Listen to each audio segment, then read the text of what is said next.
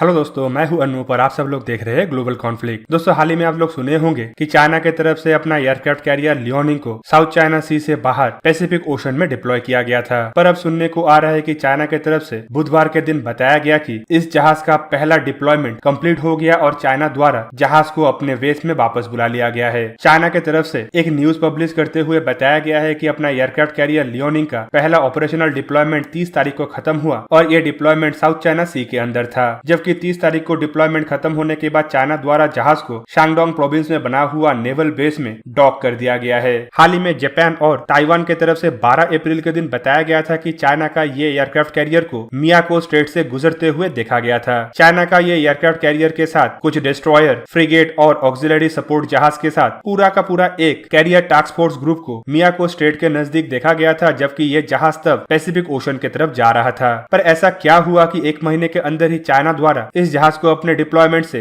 वापस अपने बेस में बुलाया गया? तो एक्सपर्टों का यह भी मानना है कि चाइना की तरफ से जिस समय जहाज का डिप्लॉयमेंट किया गया था उस समय पैसिफिक ओशन के अंदर कोई भी अमेरिकी एयरक्राफ्ट कैरियर प्रेजेंट नहीं था। अमेरिकी एयरक्राफ्ट कैरियर थियोडोर रूजवेल्ट के अंदर उस समय महामारी का प्रकोप इतना बढ़ा था कि लगभग 70% सेलर उस समय महामारी से पॉजिटिव पाया गया था, जिसके वजह से अमेरिकी एयरक्राफ्ट कैरियर को गुआम आइलैंड में डॉक किया गया था और इस मौके का फायदा उठा के चाइना की तरफ से अपने नेवल सुप्रीमेसी को जताने के लिए पैसिफिक ओशन के अंदर अपने जहाज को भेजा गया था। लेकिन हाल ही में अमेरिका द्वारा चाइना के साउथ चाइना सी के अंदर एग्रेसिवनेस और बड़े मात्रा के जहाजों का डिप्लॉयमेंट को देखते हुए बड़े संख्या में जहाजों को साउथ चाइना सी और पैसिफिक ओशन में डिप्लॉय किया गया। और कुछ एक्सपर्टों का यह भी कहना है कि इसे देख के ही चाइना की तरफ से अपने एयरक्राफ्ट कैरियर लियोनिंग को वापस रिकॉल कर लिया गया है। हाल ही में चाइनीज नेवी की तरफ से यह भी बताया गया था कि साउथ चाइना सी के अंदर से अमेरिकी जहाज को चाइनीज नेवी द्वारा बाहर खदेड़ दिया गया है। पर इस रिपोर्ट का सच्चाई कितना है, अब तक इसके बारे में जानना संभव नहीं हो पाया।